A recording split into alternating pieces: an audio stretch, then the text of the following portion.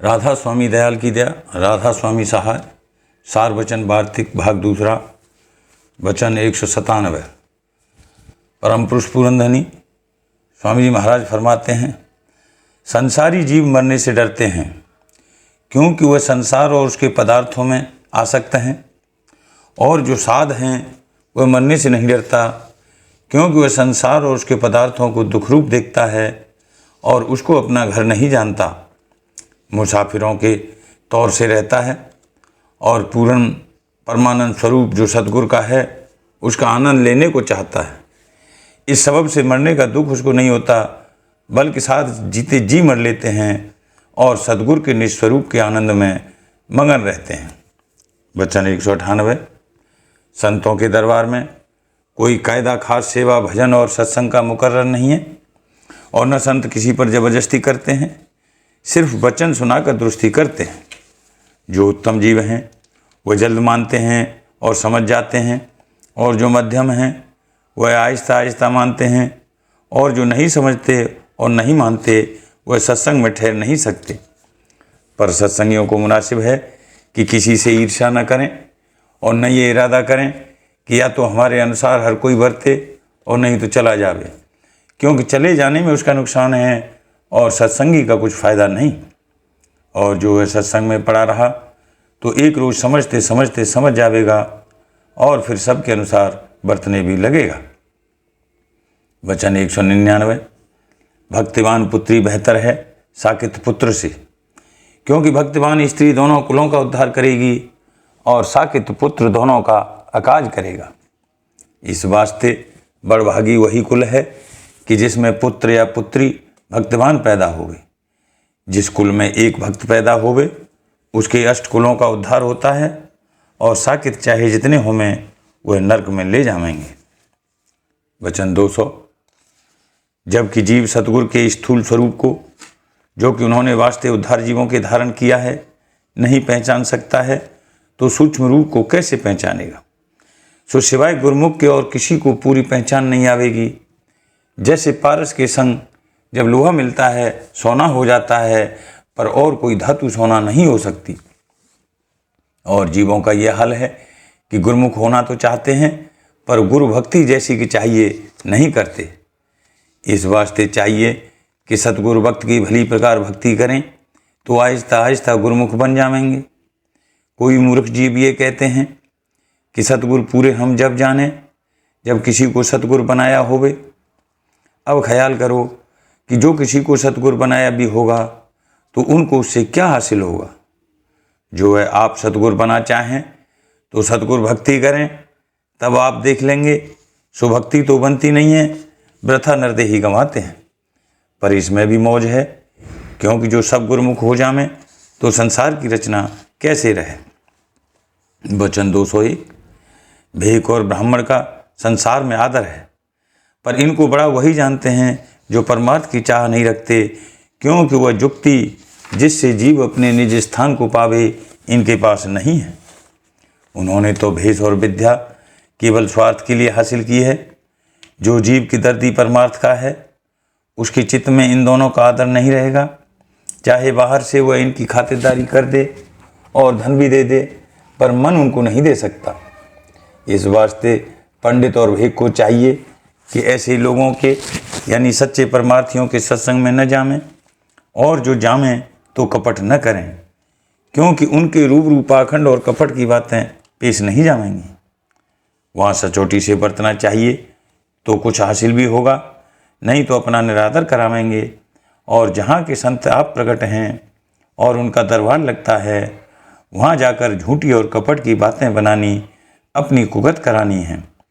क्योंकि संत तो समर्थ हैं, वह बर्दाश्त कर लेते हैं, पर उनके जो सत्संगी हैं उनसे बर्दाश्त नहीं होती है। वह उनकी कपट को खोल देते हैं, क्योंकि उस सत्संग में रात दिन सच्चे की छांट होती रहती है। वहाँ कपटी और पाखंडी का कैसे गुजारा हो सकता है। वचन 202। ईश्वर के दरबार के दरबानी ब्रह्मा विष्णु और महादेव हैं, और संत सतगुरु के दरबार के दरबानी उनके सेवक हैं। और इनका दर्जा इतना ऊंचा है कि ब्रह्मा विष्णु और महादेव और खुद ईश्वर जो उनका मालिक है संतों के सेवक को रोक नहीं सकते और न उसका मुकाबला कर सकते हैं, क्योंकि संत सबसे बड़े हैं और इस वास्ते उनके सेवकों को भी वह दर्जा मिलता है कि जिसकी बराबरी ईश्वर और देवता नहीं कर सकते। वचन 203। संत के वचन का अर्थ संत ही खूब कर सकते हैं और किसी की ताकत नहीं है कि उनकी वाणी का अर्थ कर सके। जो कोई करेगा वह अपनी बुद्धि अनुसार करेगा और बुद्धि की उसमें गम नहीं है, क्योंकि संतों की वाणी अनुभवी है और उसके अर्थ भी अनुभवी हैं। विद्यावान की ताकत नहीं कि उसको ज्यों का त्यों समझ सके। वचन 204। जो नाम में शक्ति होती तो हजारों जप रहे, किसी को तो असर होता। इससे मालूम हुआ कि नाम में शक्ति नहीं है। शक्ति सतगुरु में है। बड़भागी वह जीव हैं जो सतगुरु को सेव रहे हैं। जो गुनहगार भी हैं और सतगुरु को पकड़ लिया है तो वह माफ़ हो जाएंगे, और जो बेगुनाह हैं और सतगुरु को नहीं पकड़ा है तो वह बढ़ के गुनहगारों में गिने जाएंगे। वचन 205। बाजे मानी और अहंकारी लोग जो सत्संग में आते हैं उनको सत्संग का रस नहीं आता है, क्योंकि वे दोष दृष्टि लेकर आते हैं, और जो समझाओ तो कुछ नहीं समझते, और जाहिर में ग्रंथ का तो बहुत भाव करते हैं पर वचन एक भी नहीं मानते। और जो लोग वचन मानते हैं और जितना हो सके उसकी कमाई भी करते हैं और सतगुरु को मुख्य रखते हैं, उनको वे ओछा समझते हैं। ऐसे अहंकारियों को संतों से कभी कुछ फायदा न होगा। वह ग्रंथ की टेकी हैं, और जो ग्रंथ में हुक्म है कि सतगुरु का खोज करो, उनकी सेवा से कुछ फायदा प्राप्त होगा, उसको नहीं मानते हैं। ग्रंथ ही को गुरु मानते हैं। ये लोग बरखिलाफ गुरु नानक के वचन के अमल करते हैं, क्योंकि ग्रंथ गुरु नहीं हो सकता। वह तो जड़ है, खुद बोलता नहीं है और न उपदेश कर सकता है। ये काम सतगुरु ही का है। अगर ग्रंथ उपदेश कर सकता तो निर्मले और उदासी काशी में जाकर पंडितों के किंकर न होते और ग्रंथ को वेद शास्त्र से कम न समझते और तीर्थ और व्रत में न भ्रमते और अपने चेलों को ये उपदेश न करते कि बाद उनके मरने के उनकी गया करो। ग्रंथ में वह भेद है जो कि वेद के कर्ता ब्रह्मा को भी मालूम न हुआ, पर सिवाय सतगुरु पूरे के दूसरा कोई उस भेद को बयान नहीं कर सकता। इस वास्ते सबको चाहिए कि मुख्यतः सतगुरु की करें। वह ग्रंथ का भेद भी कह सकते हैं और बिना ग्रंथ भी उद्धार कर सकते हैं, और जो लोग सतगुरु भक्त का खोज नहीं करते वह 84 में भरमेंगे। वचन 206। वाचक ज्ञानी की मुक्ति नहीं, वे सिर्फ बातें बनाते हैं, और जो सच्चे ज्ञानी हैं उनके स्थूल कर्म करते हैं पर सूक्ष्म नहीं दूर होते हैं। वह बगैर संतों के पद में पहुंचने के नहीं कर सकते हैं, और मालूम होवे कि इस युग में भक्ति भी संतों के द्वारा हो सकती है, और मालूम होवे कि इस युग में मुक्ति भी संतों के द्वारा हो सकती है, क्योंकि बगैर स्थूल और सूक्ष्म कर्म कटे हुए मुक्ति कैसे होगी, और कर्म काटने की युक्ति ज्ञानियों के पास नहीं है। वचन 207। गुरुमुख उसका नाम है जो सतगुरु को मालिक कुल समझे और उनकी किसी करतूत पर तर्क न करे और अभाव न लावे। जैसे किसी के घर में मौत हो गई, या कोई दुख आकर पड़ा, या नुकसान हो गया, या गर्मी ज़्यादा हुई, या सर्दी ज़्यादा हुई, या बारिश ज़्यादा हुई, या बिल्कुल न हुई, या बीमारी मरी, या और कोई मुश्किल पड़ी, तो उस वक्त ऐसा न कहे कि ऐसा मुनासिब न था, या यह बेजा या बुरा हुआ, बल्कि ये समझना चाहिए कि जो हुआ सो मौत से हुआ और ऐसा ही मुनासिब होगा और इसी में मसलत होगी। सो ये बात किसी पूरे गुरुमुख से बनावेगी और किसी की ताकत नहीं है।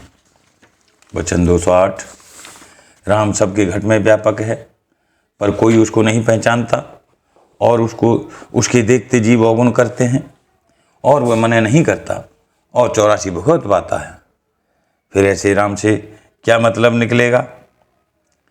जब सतगुरु मिलें और उसका पता बतावें कि इस स्वरूप से राम तुम्हारे घट में व्यापक है, तब इस जीव को खबर पड़े और बुरे कामों और 84 से बचे। इस वास्ते खोज सतगुरु का जरूर है, क्योंकि वह प्रकट राम हैं और जो गुप्त राम हैं उसका खोज बिना सतगुरु के नहीं हो सकता। और जो ऐसा नहीं करते उनको न राम मिलेगा, न 84 छूटेगी और दुर्लभ नरदेही मुफ्त बर्बाद होगी। और जो सतगुरु का खोज सच्चा होकर करेगा तो वे जरूर ही मिलेंगे, क्योंकि सतगुरु नित्य अवतार हैं और हमेशा संसार में मौजूद रहते हैं। वचन 209। अंतर में जो शब्द होता है उसका सुनना ये शब्द भक्ति है, और जिस घट में शब्द प्रकट है उनसे प्रीत करना और सेवा करना ये सतगुरु सेवा है। और वही सतगुरु हैं और शब्द उनका निज स्वरूप है। उनके वचन का मानना और उस पर अमल करना ये बाहरमुख भक्ति सतगुरु की है, और अंतर में शब्द का सुनना अंतर्मुख भक्ति सतगुरु की है। मगर पहली सीढ़ी यह है कि जिस स्वरूप से सतगुरु उपदेश करते हैं उससे प्रीत होनी चाहिए, तब सतगुरु के शब्द स्वरूप से प्रीत होगी। और जिसको देह स्वरूप सतगुरु से प्रीत नहीं है उसको शब्द स्वरूप में भी प्रीत नहीं होगी। और चाहे जितनी मेहनत करे उसको शब्द नहीं खुलेगा। और जिसको सतगुरु के देह स्वरूप से प्रीत है पर शब्द में ऐसी प्रीत नहीं है उसका उद्धार सतगुरु अपनी दया से करेंगे। पर जिनको सतगुरु से प्रीत है उनको शब्द में भी प्रीत जरूर होगी। पहले प्रीत और भक्ति सतगुरु के देह स्वरूप की होनी चाहिए, बगैर इसके काम नहीं बनेगा। वचन 210। नारद मुनि जिनको प्रत्यक्ष राम का दर्शन हुआ पर इतनी ताकत राम की न हुई कि उनको 84 से बचा लेने, इससे तो गुरु ने ही बचाया। फिर आजकल जो लोग राम का नाम जपते हैं कि जिसको कभी आंख से नहीं देखा और पूरे गुरु से मिले नहीं, तो ये 84 से कैसे बचेंगे। इस वास्ते चाहिए कि अपने भक्त का सतगुरु खोजें और उनकी शरण लें। वचन 211। निर्मले ज्ञानियों से पूछना चाहिए कि जो तुम गुरु नानक के घर के हो तो गुरु ने ग्रंथ रचा है, उस पर अमल क्यों नहीं करते, और वेद शास्त्र के किंकर क्यों होते हो। यानी गुरु ने जो भक्ति कही है उसकी कमाई और जैसी दीनता वर्णन की है उसकी धारणा क्यों नहीं करते। और जो अपने को ज्ञानी मानते हो ये बड़ी भूल है। बगैर भक्ति ज्ञान कैसे प्राप्त हुआ, ये तो पोथियों का ज्ञान है। जिस वक्त माया का चक्कर आवेगा सब उड़ जावेगा। इस वास्ते सतगुरु पूरे की भक्ति करो तब सच्चा ज्ञान प्राप्त होगा। और व्यास और वशिष्ठ जो अपने मत में पूरे थे उन पर भी माया ने छापा मारा, फिर तुम कैसे बचोगे।